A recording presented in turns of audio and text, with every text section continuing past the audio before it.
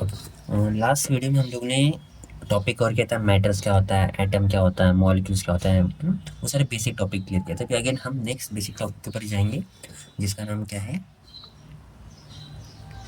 Electronic configuration.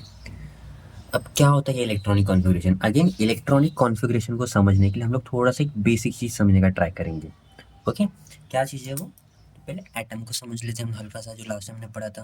Atom जो रहता है उसका जो सेंटर वाला पार्ट रहता है, डार्क पार्ट। ओके, एंड आजू बाजू में से सर्कुलर पार्ट्स कुछ रहते हैं।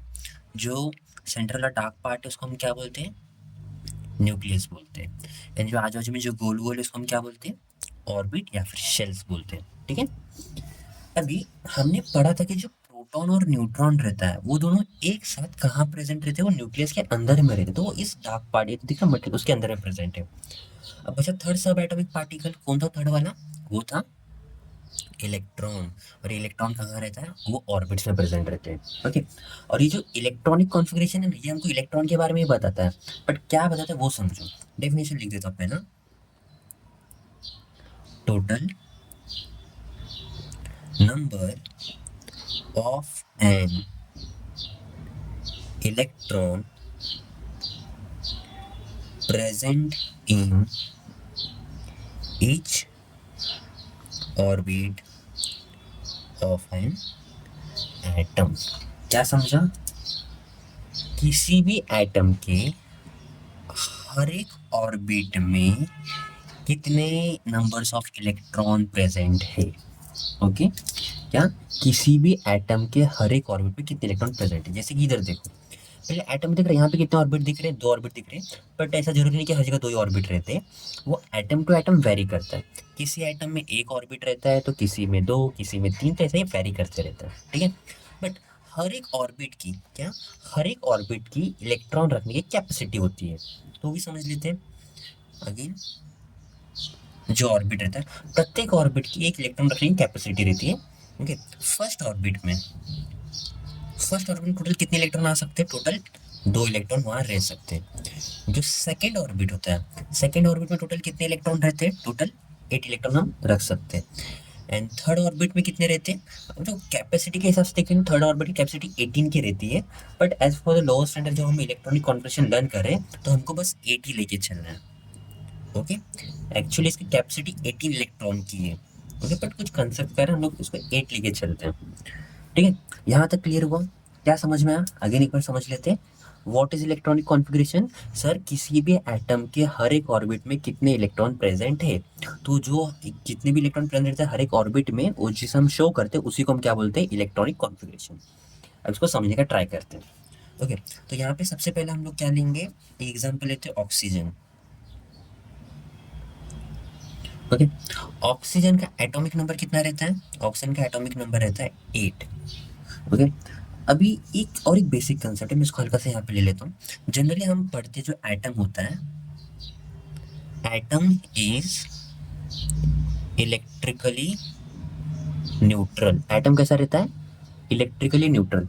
अतः कोई भी वस्तु अगर से न्यूट्रल है, उसका मतलब क्या रहता है? उसका मतलब है कि उसके अंदर में जो पॉजिटिव और जो नेगेटिव चार्ज रहते हैं ना, वो सामान्य मतलब इक्वल अमाउंट में रहते हैं। इसका मतलब total number of positive charge is equal to total number of negative charge.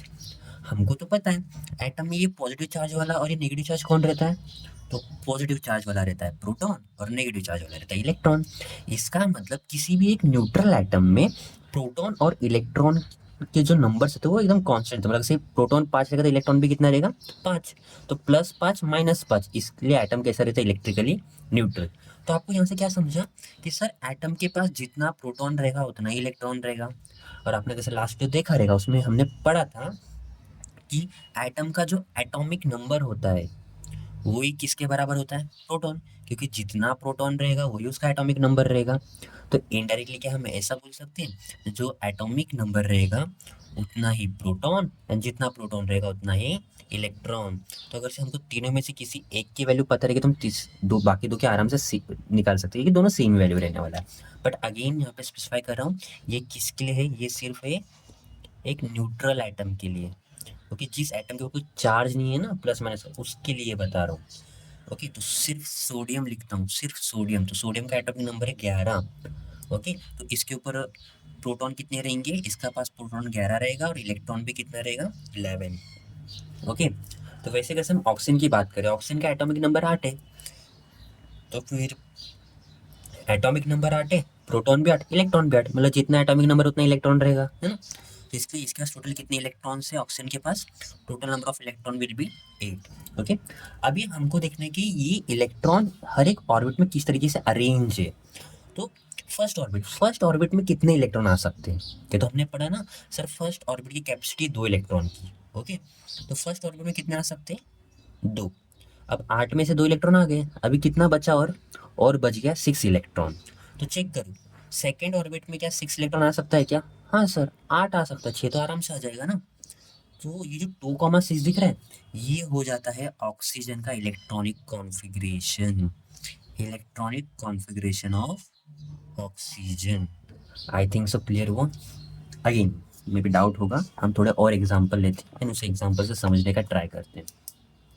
अभी हम लोग एग्जाम्पल लेंगे सोडियम का। ओके, सोडियम का एटॉमिक नंबर होता है 11, तो ऑब्वियसली इलेक्ट्रॉन कितना रहेगा सर 11। तो इलेक्ट्रॉनिक कॉन्फ़िगरेशन पे आ जाओ, पहला क्या लिखेंगे, electronic configuration. Again system follow करना है, पहले ऑर्बिट में कितने इलेक्ट्रॉन, सर टोटल 11 इलेक्ट्रॉन है, पर पहले ऑर्बिट में से हम 2 भरेंगे, ठीक है 2 भर दिया। अभी कितना बचा, सर 11 में से 2 गया तो और बच गया 9। क्या हम सेकेंड ऑर्बिट में 9 इलेक्ट्रॉन भर सकते हैं क्या, आंसर है नहीं, गलत हो जाएगा। क्यों, क्योंकि हमने पढ़ा है ना सेकेंड ऑर्बिट की कैपेसिटी तो बस 8 ही इलेक्ट्रॉन की है, तो 9 कैसे आएगा। इसीलिए हम सेकेंड ऑर्बिट में 9 ना भर के हम सिर्फ कितना भरेंगे 2, फिर हम सिर्फ भरेंगे 8। पर सर फिर एक बच जा रहा है, तो कोई नहीं, एक को आगे वाले ऑर्बिट में डाल दो, नेक्स्ट ऑर्बिट में। तो एक्चुअल में सोडियम का इलेक्ट्रॉनिक कॉन्फ़िगरेशन क्या हो जाएगा, 2,8,1। तो 2,8,1 का मतलब है सोडियम के फर्स्ट ऑर्बिट में 2 इलेक्ट्रॉन है, सोडियम के सेकंड ऑर्बिट में 8 इलेक्ट्रॉन है एंड सोडियम के थर्ड ऑर्बिट में 1 इलेक्ट्रॉन है। यहाँ तक कोई डाउट है, कोई कंफ्यूजन स्टिल, अभी भी जिसको कंफ्यूजन रहेगा, अभी अभी और हम 2-3 एग्जांपल लेके इसको थोड़ा और सिंप्लीफाई करने का ट्राई करते हैं, समझने का ट्राई करते हैं, कंसेप्ट तो सेम ही जाने वाला है। अब हम बात करते हैं कार्बन की। कार्बन का एटॉमिक नंबर क्या रहता है, सर कार्बन का एटॉमिक नंबर 6 है ना। एटॉमिक नंबर 6 है तो प्रोटॉन भी 6, इलेक्ट्रॉन भी 6, तो मतलब 6 इलेक्ट्रॉन ही इस बंदे के पास। अब इस बंदे के पहले ऑर्बिट में कितने इलेक्ट्रॉन आ सकता है, सर पहले में तो हमको हमेशा 2 ही आ सकता है, चाहे किसी भी एटम का ऑर्बिट हो उसके पहले ऑर्बिट में सिर्फ 2 ही आने वाला है, तो वैसे कार्बन के इसमें भी 2 आएगा। बट अभी कितना बच गया, तो सर 6 इलेक्ट्रॉन था, 2 हमने पुट कर दिया और बचा 4। क्या 4 हम लिख सकते हैं क्या आगे, आंसर है हाँ। क्यों, क्योंकि कैपेसिटी सेकेंड ऑर्बिट की 8 इलेक्ट्रॉन की है, तो 4 आराम से आ जाएंगे। तो जो 2,4 दिख रहा है ये हो गया कार्बन का इलेक्ट्रॉनिक कॉन्फ़िगरेशन। ओके, थोड़ा भी हम हायर एटॉमिक नंबर पे जाते हैं। हायर एटॉमिक नंबर बोलेंगे तो हम लोग अभी यहाँ पे ट्राई करेंगे कैल्शियम का। ओके, अगेन कैल्शियम एकदम लास्ट वाला, हमको टोटल 20 पढ़ते हैं ना, इसको लेते हैं। कैल्शियम का एटॉमिक नंबर क्या होता है, सर कैल्शियम का एटॉमिक नंबर होता है 20। तो एटॉमिक नंबर 20, प्रोटॉन पर कितना रहेगा, वो भी 20 रहेगा, और इलेक्ट्रॉन भी कितना रहेगा, वो भी 20 रहने वाला है, ठीक है।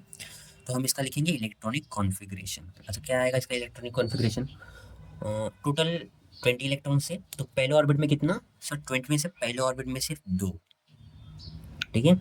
अभी कितना बच गया, सर अभी बच गया टोटल बचा 18, के 18 सेकेंड ऑर्बिट में आएगा, नहीं सर सेकेंड ऑर्बिट की कैपेसिटी 8 की है, अगर आप 18 डालने का भी ट्राई करोगे तो उसमें से सिर्फ कितना आ पाएगा 8। अभी कितना बच गया 10। Okay, but according to octet rule के हिसाब से हमको थर्ड ऑर्बिट में कितना इलेक्ट्रॉन आ सकता है, सर हमने पढ़ा है, हमने जो पढ़ा हम उसको कॉल करेंगे, थर्ड ऑर्बिट में कितना 8, पर सर 10 बचा है, तो 10 में से कितना आएगा, 10 में से सिर्फ आएगा 8। तो ना ऊपर का कितना बच गया, अजून मतलब और कितना बचा, और 2 बच चुका है ना, तो उसको हम नेक्स्ट ऑर्बिट में डाल देंगे। तो इसका मतलब 2,8,8,2 ये क्या है, ये इलेक्ट्रॉनिक कॉन्फ़िगरेशन है कैल्शियम का। और ना टोटल कितने ऑर्बिट है कैल्शियम के पास, चेक करो, 1 2 3 और 4, टोटल 4 ऑर्बिट है।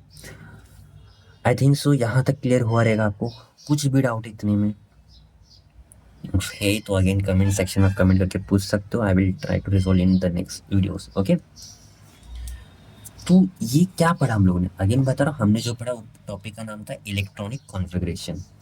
क्या होता है इलेक्ट्रॉनिक कॉन्फ़िगरेशन? किसी भी एटम के प्रत्येक ऑर्बिट में कितने कितने इलेक्ट्रॉन प्रेजेंट है। ओके, फिर जब हम ऑर्बिट की बात करते हैं, ऐसा नहीं कि ऑर्बिट में कितना भी इलेक्ट्रॉन भर सकते हैं। यहाँ पे लिख देता हूँ, capacity of orbit. Okay, electron को होल्ड करने की। तो फर्स्ट ऑर्बिट में कितना, 2 इलेक्ट्रॉन, सेकेंड में मैक्सिमम 8 एंड थर्ड में भी हम लोग 80 भरेंगे, ओके, 10 स्टैंडर्ड तक के लिए। ओके, फिर हमने ये बेसिक कंसेप्ट देखा था कि एटम इलेक्ट्रिकली कैसा रहता है। एटम इज इलेक्ट्रिकली न्यूट्रल, मतलब जितना पॉजिटिव चार्ज रहेगा उतना negative charge. Proton is equal to electron, and proton is equal to electron, मतलब हमने लास्ट टाइम पढ़ा था atomic number is equal to proton, Z is equal to P is equal to E for neutral atom only. जैसे कि sodium का atomic number 11, तो मतलब proton भी कितना रहेगा 11, और इलेक्ट्रॉन पर कितना रहेगा 11 रहने वाला है। ओके, तो आई थिंक सो यहाँ तक पूरा क्लियर हो गया रहेगा। अगर सभी कुछ नेक्स्ट